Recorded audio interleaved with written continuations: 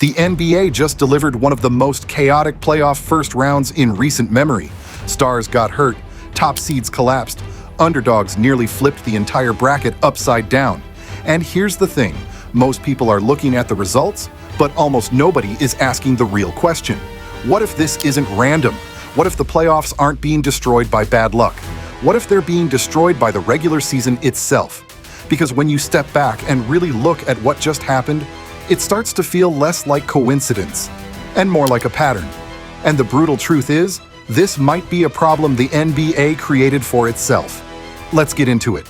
You're watching The Sports Verdict Daily, where we break down the biggest stories in sports every single day and give you the final call. I'm your host. Let's get into today's verdict.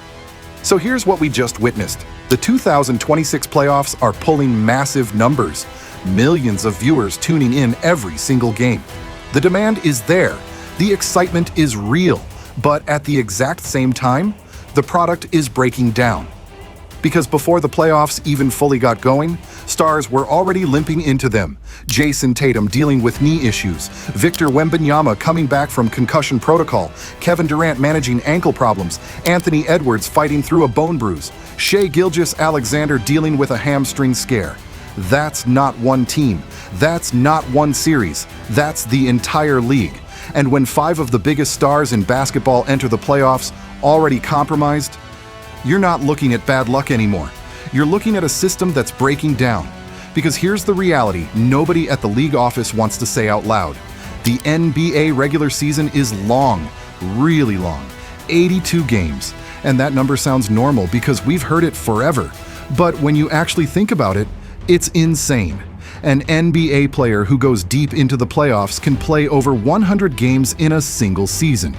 Over 100 nights of sprinting, cutting, jumping, absorbing contact, traveling city to city, barely recovering before doing it again. That's not just a schedule, that's a survival test. Now compare that to other sports. The NFL plays 17 games. 17. Every game feels massive. Every loss matters. Every moment carries weight. That's why fans are locked in from week 1, because every game means something. In the NBA, teams can lose 30 games and still comfortably make the playoffs. And that changes everything, because when games don't feel important, players start protecting themselves instead of pushing themselves. And that's exactly where load management comes in. You've seen it. Star players sitting out games, healthy, but resting. Fans buying tickets, only to find out the player they came to see isn't playing. And people get angry. They blame the players. They say the stars don't care. But here's the truth. Load management isn't the problem. It's the symptom. Because when players are choosing to sit out games in the middle of the season, what they're really saying is simple. This schedule is too much. And think about how crazy that is. The league itself is built around these players. They are the product. And the product is telling you, it can't handle the system anymore.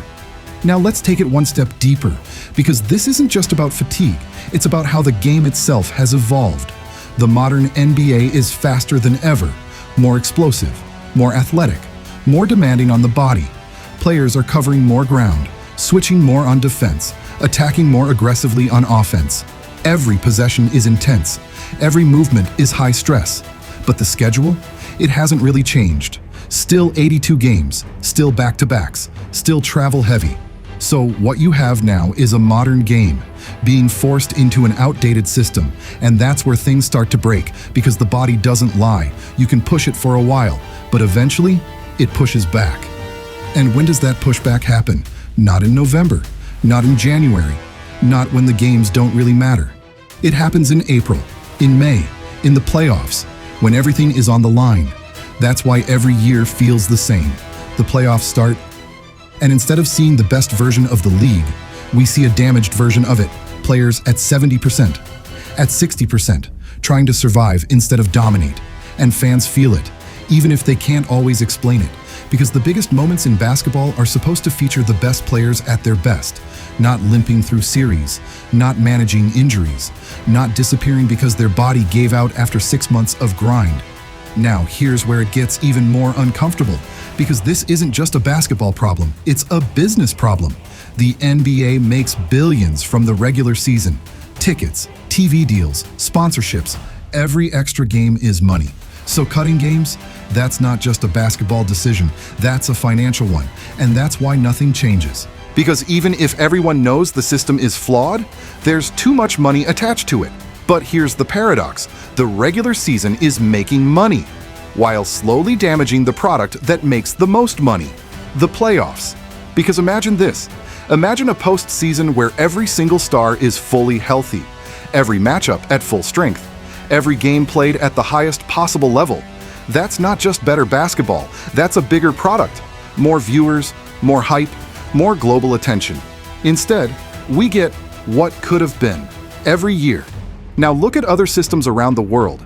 European football leagues, fewer games with more consequence. Every match matters. Every result shifts something meaningful.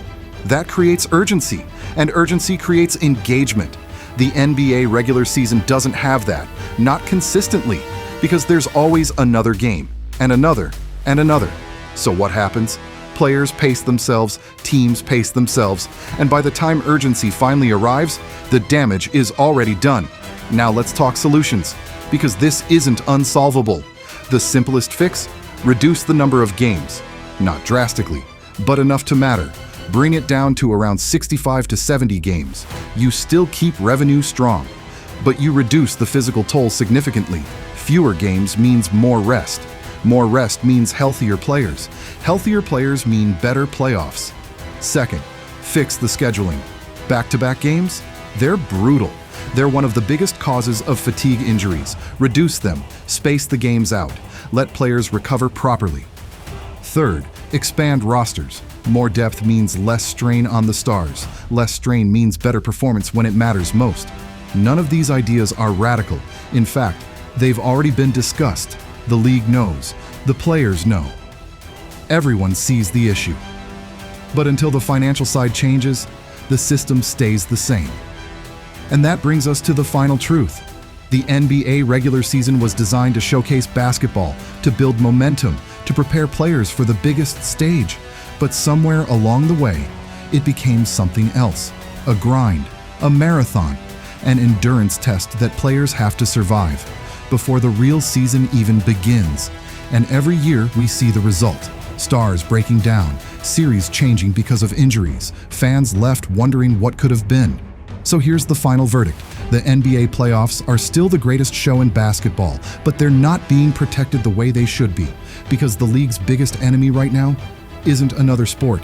It isn't declining interest. It isn't competition. It's its own calendar. And until that changes, the playoffs will keep paying the price. That's the Sports Verdict Daily Take. If you made it this far, you already know the deal.